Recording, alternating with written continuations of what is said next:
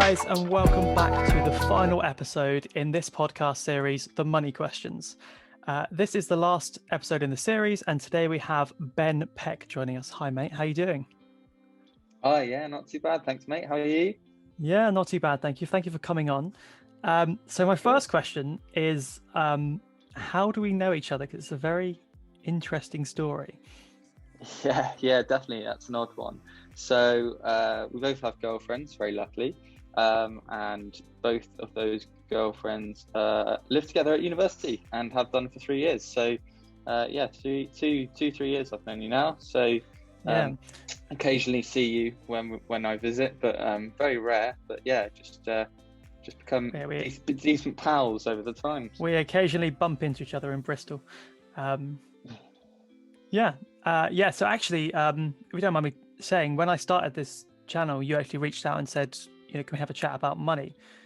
Which I think I've actually had quite a few people do that, which is obviously quite nice because I like talking about money. Yeah, nice. But I think it's nice that people think they can talk to me. Kind of like someone messaged me earlier about about the credit card.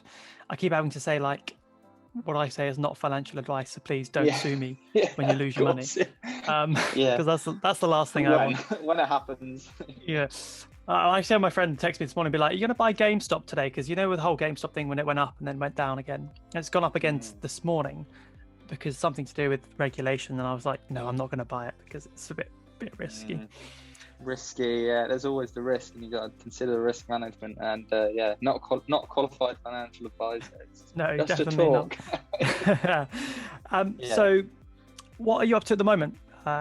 General life stuff. So at the moment, technically, I'm a student in Plymouth University, but I'm meant to be on a placement year. So where that didn't quite happen in terms of what I was meant to be doing on my placement year, I'm actually mobilised or deployed as a naval reservist.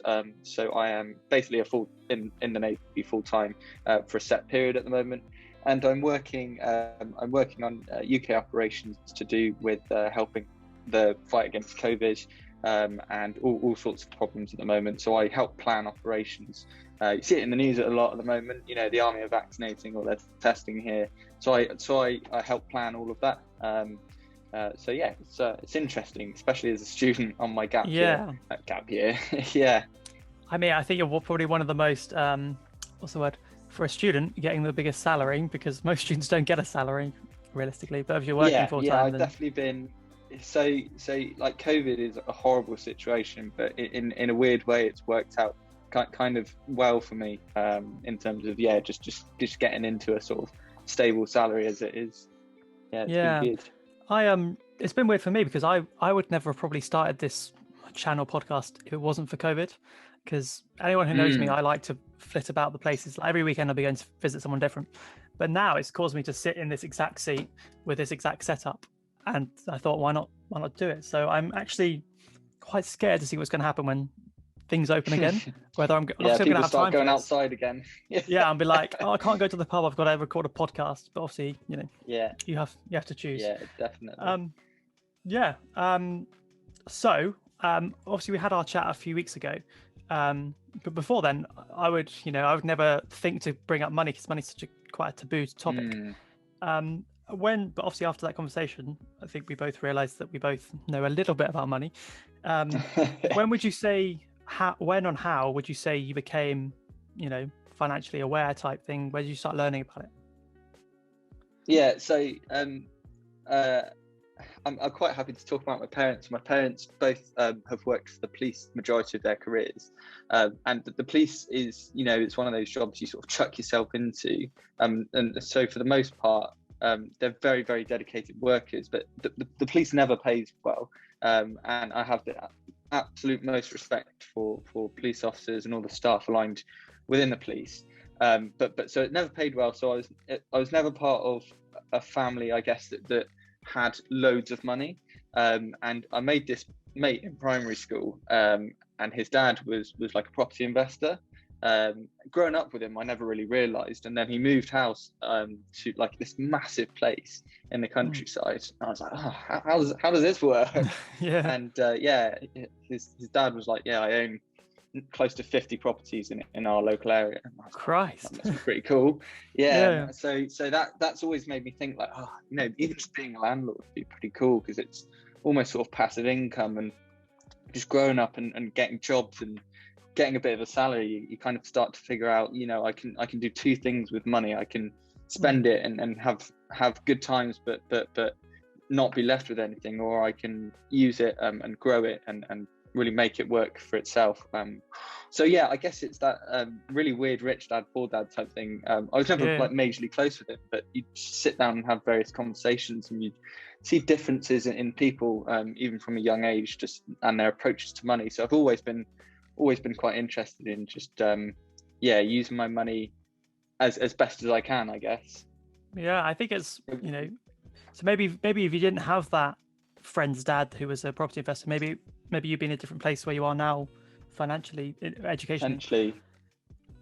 Yeah. Definitely. Exciting. And it's always interesting. Go on, Karen. No, sorry, no.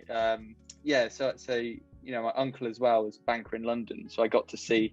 It's even in the same family. It was kind of like you'd see a comparison. You'd always put up in his Ferraris and his really fast bikes, and you know, he's married, and I've got cousins now, and so he doesn't have a lot. He doesn't have the Ferraris, but you can still tell the differences even in one family, and it's just interesting to compare and see, you know, okay, well, what's he done to sort of get to that point, aside from just having a great job.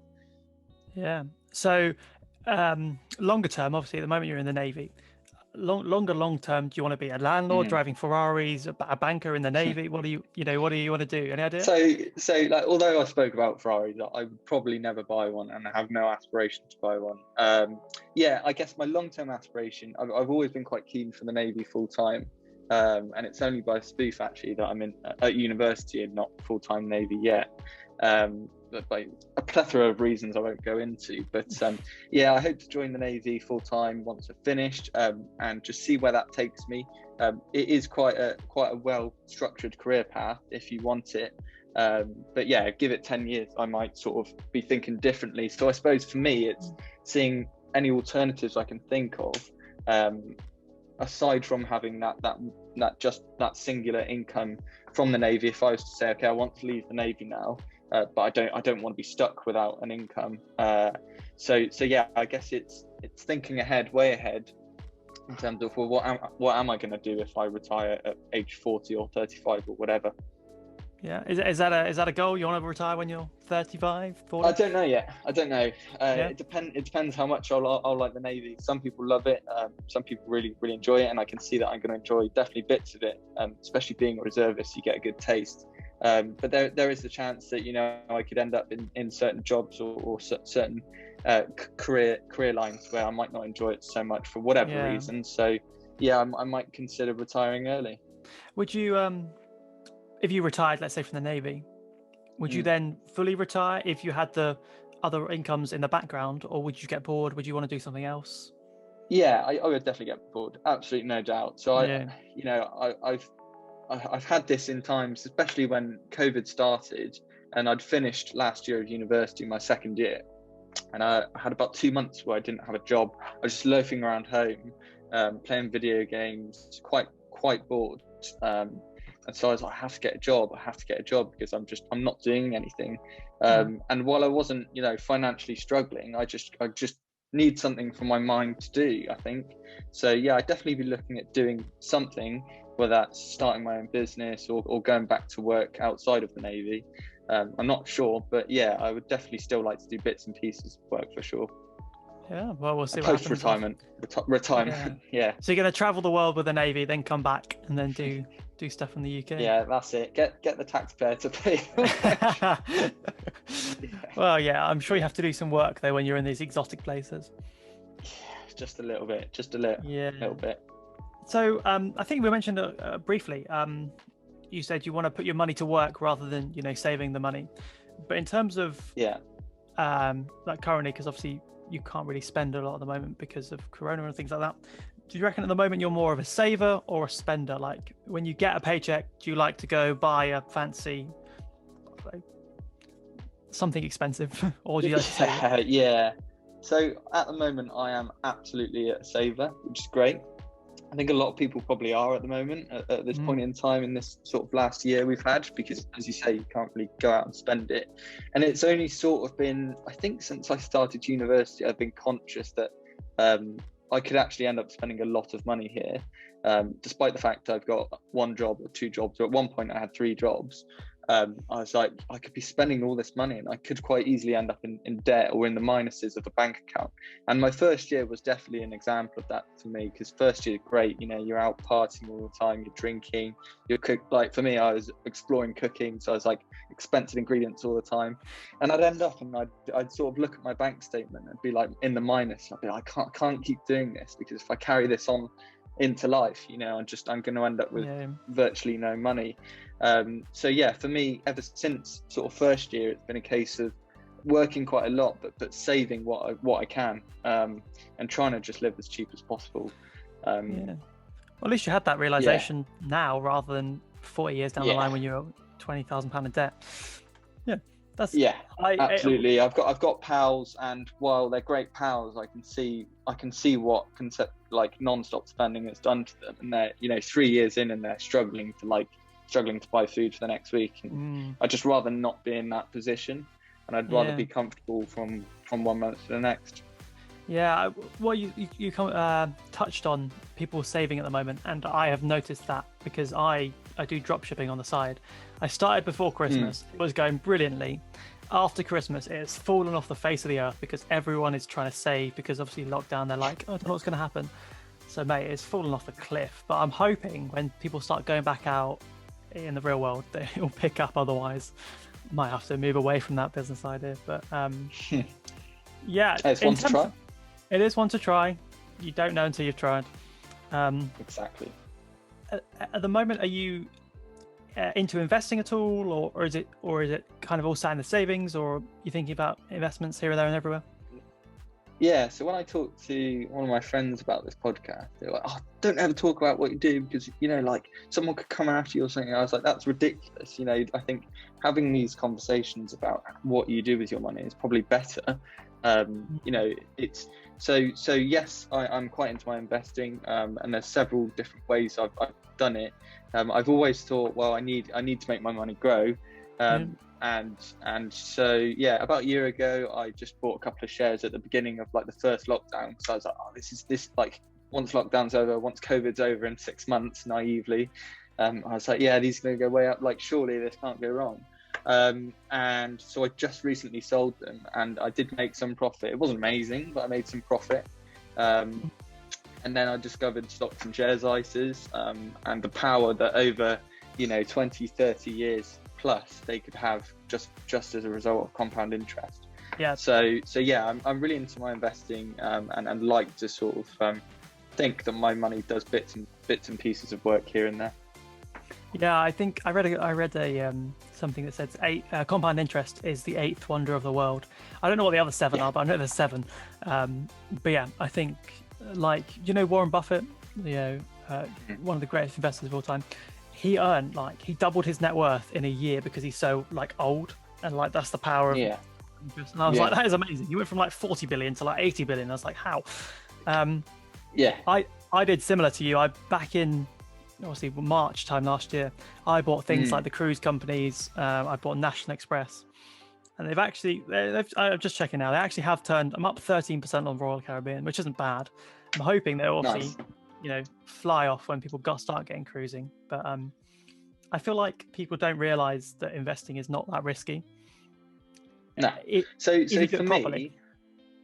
for me, I put the money in happy with the fact I could lose it. So for me, it was actually a sizable chunk of money, but I was happy that, you know, I was going to have some form of job, be it very basic or quite lucrative, within the next year.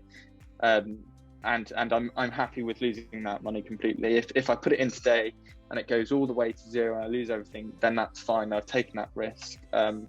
It's I think you need to consider that when you go into it. And a lot of people are just scared of that fact. So it's definitely, you want to be vaguely financially comfortable before you start. So yeah, that's one to consider. Yeah, definitely don't start investing when you're like in credit card debt. or anything. Yeah, absolutely not. So Absolutely not. I think, people don't realize that something like an index fund like the S&P 500 is so much less risky than Tesla or something. So Absolutely, I want to talk about really volatile cryptocurrency. Are you invested in them? You don't have to say, but you're invested in them. What do you think about them? No, so for me, I like to spend a little bit of time researching my investments before I put the money into them. And for me, and I know you've probably done a little bit of crypto, but for me, I have that risk element is too high for me, because I don't actually know what crypto is, and I'm sure if I spent a bit of time, I could figure it out. And I think I know what your ideas are on it, but at the moment, at least, I'm sort of hesitant, especially because I've heard quite a few bad stories. I'm happy with shares that I know materialize into physical products or services. So there's blokes in the office who I remember they're sort of sat there on a call together and like trying to find an app instantly. I've got to get this Dogecoin, I've got to get it now. Price is going up, like all this stuff. And I was like, you guys are stressing yourself out in this very small tiny period where you could find something much safer with almost a guaranteed return. Definitely want to consider in the future, but for me at the moment, not so much. I really want to look into it more. I really need to read some books on it. The main reason I got into it is because two of my friends were like, two of the guys that have been on this podcast were like, oh, let's do it, like peer pressure type thing. But as a percentage of my like overall portfolio, it's minor. It's like 1 or 2%. I mean, something you're happy to lose, right? Or you'd be okay if it all just sort of disappeared. It is a bit scary because I could check on my phone like I know you shouldn't look at it, but it's quite interesting to see like when Elon Musk posts about it, how much that affects it. But yeah, maybe one for the future. So a more from one end of the scale to the other end, probably one of the safest investments theoretically is property, long term anyway, like having assets. You mentioned about your friend's dad being a property investor. Is that something you want to go into later in life, be a landlord, have 50 properties? Yeah, absolutely. So I love homes on the Bahama. Like I would literally spend if I have a day off in the week or a weekend, I'll just whack it on, because you get so much variety and all these different ideas you can pick up. Yeah, for me, a property is one of those things which will always be there. You think of, if you've ever seen Maslow's hierarchy of needs, where the bottom is absolutely what you need to live. At the very bottom, one of them is shelter. And so since the dawn of time, man has searched for shelter. So to that end, housing and property per se is probably one of the safest bets in terms of making your money work for itself. As you say, my friend's dad was this property investor, and he actually had a lot of time on his hands. He and his brother would sort of buy these places. They do a bit of work in them. They always put a new boiler in. They'd chuck a bit of paint around, but after that they'd just leave it, and it would pay off its own mortgage, and then you just charge whatever you want within reason, after it. So for me, it's more or less a safe bet, unless the property is like literally falling apart. It's something I definitely want to get into, and actually I'm looking at getting into fairly soon. I like the idea of you put a tiny bit of money in, within 10 years you could pay that off, and also that's making interest on itself. I would love to get into property, but obviously I think the way I'd like to get into it is to buy obviously a property through a mortgage and then rent it out. Obviously at the moment no bank is going to give me a mortgage as a student. Also, I don't want to be tied down to a location. Like I don't want to buy a house around here and then have to be around here all the time. Of course I could outsource that to a random person to do that for me, but I'd rather wait till I've settled down in the job and then do it. Also give me a mortgage more likely. So that's actually something I'm looking at doing within the next couple of months, or within the next year at least, is getting my own place while I've got a salary per se, and actually down at uni, so I can live in it myself for what I've got left of university, have some of my mates in it as well, and as soon as I'm done with it, change it to a buy-to-let and hopefully make some money on it. So that's something I'm quite excited about. And but it's going through the process of buying a house, which is quite daunting, because Yeah. especially at 21, there's all these processes and soliciting, and there's just lots of stuff and stuff that they want to know about you. You know, how did you break your arm in 2004? You know, that sort of level of detail about how you spend your cash. But rightfully so, because they want to know that I'm not going to be, you know, not going to be completely broke in half a year and not be able to pay my mortgage. Yeah, default on it. Yeah. Yeah. No, I there's other ways to get into property, but I feel like that is not the safest, but maybe the safest. And long term, it's the least work. Like, you literally buy it and then you rent it out, and you might have to fix a boiler. There's all these, like, you can find properties and sell them on to another person, but that takes obviously a lot more work. But hopefully one for in the next few years. Hopefully. Yeah, definitely. There's such a range of things you can do. You know, you can do buy to let, you can do HMOs with multiple people in the house. You can do the rent a room scheme, which is what I'm looking at. So, you know, one or two of your bedrooms in the house, if they're not being used, rent it to your room. And the government actually gives you a portion. I think it's about $7,500 a year you can get tax free from that scheme. So there's all sorts of things you can do, which work out. And, you know, at the end of the day, if the rental market is so bad that literally no one will live there, you've got a house you can live in yourself, or a property that if you need to, you can live in yourself. Yeah, I recorded a tax podcast that's coming out in 2 weeks' time after this one, and cool. I was looking at the allowances, and I saw the rent to room scheme. I didn't look into it too much because otherwise the episode would be like 4 hours long. But yeah, it's definitely one to exploit. So I'm guessing, because obviously you're so young to get into property. I don't mean that patronizingly. Do you have a lifetime ISA? Have you thought about a lifetime ISA? No, so that's one thing I probably should have got, actually. I didn't, you know, the prices I'm looking at, turns out I've actually saved enough. So luckily I don't need to, but had I not saved so savvily, then probably should have got one at least. But no. I only got one about a year or so ago, but obviously my idea is to buy in 4 or 5 years time, not there's no point getting one tomorrow. Well, we'll see. House party at your house, and then you can pay for when we all absolutely. Crash it. So you said about, you know, starting a business or something if you retired from the Navy or whatever you wanted to do. If I gave you 10 grand today, what business would you start right now? Great question. So I'm not what they call SQEP in the Navy, so suitably qualified and experienced in anything really, except for, I guess, my degree, which is navigation. And it's not many businesses in navigation you can start with £10,000. So that's one I'd have to ponder on, to be fair. Rather than start a business, I suppose what I would consider doing is probably just investing it into a short-term stock, so a couple of months, you know, and then get it out the other side. I guess, you know, some people actually start businesses for that sort of stuff. If it gets scaled up so much, they need to think of tax implications.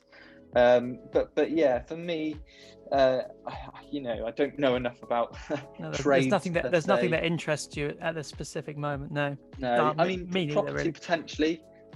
potentially, and you know, that's something that landlords will always look at after 7 or 8 houses. Is sort of doing them all under a business for all sorts of reasons. But yeah, with £10,000, you struggle. Not get you in it, get. Might have to go to like the top end of Scotland and like get a shed or something for that much. Yeah. Well, we'll see. Two interesting questions.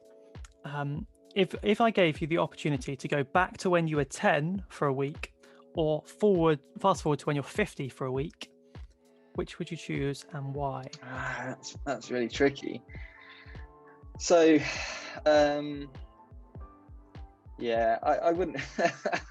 I think I'd go back to being 10. You know, like the stresses of life were not there. Dinner was made every day. I mean, it still is in the Navy. You'd only be there for a week, though. Only a week. I think I would, because you know, it's weird. As a kid, for the most part, things are free. You know, your parents, if you've got great parents, and I've been lucky enough to have good parents, they provide you with a lifestyle. And I suppose going forward to 50, you'd hope that there's a similar situation where your investments are doing that for you. But yeah, I think, especially considering this last year, God knows what the next 30 has. I'd probably go back to 10, to be honest with you, mate. I wish I could go back to, well, when I turned 18, adult, and you could do so much. I would do so much more because you were legally allowed to. Like, you could take so many more risks at this age than when you're 30, 35 and you have got a kid and a house and a mortgage. Precisely. It's interesting. People, it's kind of 50-50. People want to go back, people want to go forward. Very interesting, thought-provoking question. I mean, we've sort of touched on this one. I said I gave you 10 grand. What if I made that 10 grand a million? And what would you do with it? Let's say you won the lottery today and you had 10 grand, £1 million, sorry. What would you do? Yeah, it's a good one. So try and pay off my mum and dad's mortgage. It's not a big one, but I'd probably help them out. Do their garden patio, because I know that's like what they're spending the majority of the time on. So I mean, that wouldn't be too much. That would be probably a small portion of it. And then what I'd probably do, I mean, as we just discussed, I'd probably just get a bunch of properties.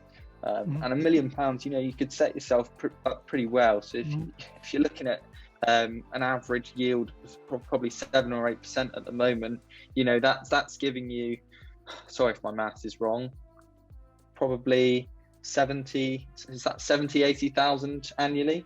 Am I correct there? Go with 7 or 8%, whatever that is. Oh yeah. So that's your income. And like, I've always thought, you can give someone a bunch of money, but they can spend it within an hour. And actually, I'd probably be the same. I would just, if I had no knowledge of investments, I'd be the exact same. I'd just buy a house and I'd buy a car. And all of a sudden, you think, oh no, what am I going to do next month? So yeah, definitely try property, and probably actually set up a company if it was that much capital. But there must be one thing that you would buy as like a guilty pleasure for yourself or for your girlfriend or for your family. That's not the house. What would you buy? Would you go on holiday? Buy a car? What would you do? No, I'd buy a boat. I mean, I've already got one, but I'd buy another boat. I forget you sail, don't you? Thingy. Yeah. Yeah, I'm simple. I'm quite a simple person. That said, I'm into my really expensive sports: skiing, sailing, cycling. Oh, you ski? Yeah, I'm a skier as well. We should go on a skiing holiday. That'll be good. Definitely. I get the Navy to pay for mine. There you go. Get it for free. Yeah. No, I mean, skiing holiday would be great. Sailing holiday would be great. But nothing beats experiences for sure. But you've got to consider what you're going to do, 5-10 years down the line.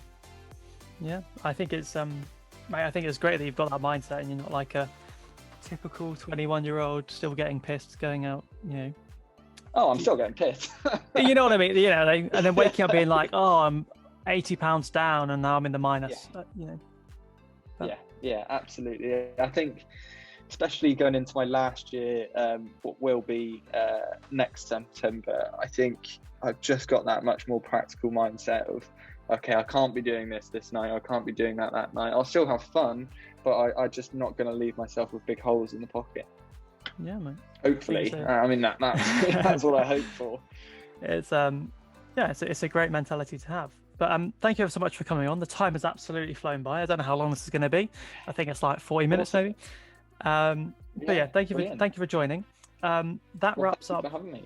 No, a pleasure. That wraps up this series, which was the money questions. And from next week, I've already recorded 2 of them. Recording a new series called What They Don't Teach You in School About Money. Hopefully bring some kind of value. And it's being co-hosted by one of my previous guests, but I'll leave you to find that out next week. Thank you for joining, and I will see you guys next week.